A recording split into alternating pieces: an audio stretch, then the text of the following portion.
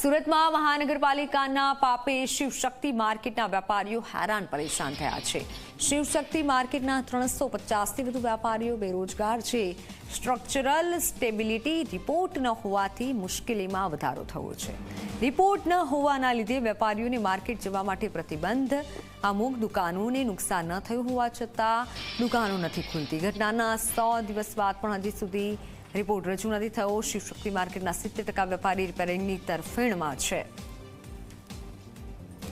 તો સુરતમાં મહાનગરપાલિકાના પાપે શિવશક્તિ માર્કેટના વેપારીઓ હેરાન પરેશાન થયા છે। ઘણા એવા વેપારીઓ છે, ઘણી એવી દુકાનો છે કે જ્યાં નુકસાન નથી થયું છતાં પણ રિપોર્ટ ન હોવાથી વેપારીઓને માર્કેટમાં જવા માટે પ્રતિબંધ છે।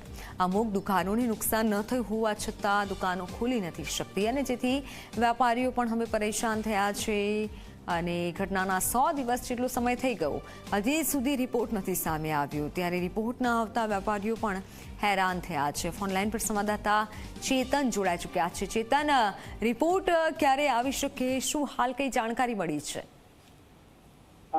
જી બિલકુલ થી ખાસ કરીને શિવશક્તિ માર્કેટમાં આજથી 3 મહિના અગાઉ ભીષણ આગ લાગી હતી। આગના કારણે આખું જે બિલ્ડિંગ છે તે આગમાં ભસ્મીભૂત થઈ ગયું હતું। બીજી તરફ જે સુરત મહાનગરપાલિકાની જે ટીમ છે તે ટીમ દ્વારા જે બિલ્ડિંગ છે તે બિલ્ડિંગ સ્ટેબિલિટી જે રિપોર્ટ છે તે રિપોર્ટ કઢાવવા માટે આપ્યો હતો, પરંતુ આ ઘટનાને હાલ 100 દિવસ વીતી ગયા છે। તેમ છતાં જે સ્ટેબિલિટી રિપોર્ટ છે તે સ્ટેબિલિટી રિપોર્ટ હજી સુધી આવી નથી, જેને કારણે 350 થી વધુ જે વેપારીઓ છે તે હાલ બેરોજગાર છે। બીજી તરફ જોવા જઈએ તો 70% થી વધુ જે વેપારીઓ છે તેમને એવું કહેવું છે કે જે માર્કેટ છે તે માર્કેટ ફરીથી રિપેરિંગ કરવામાં આવે કે જેને લઈને પોતાનો જે ધંધો રોજગાર છે તે શરૂ થાય।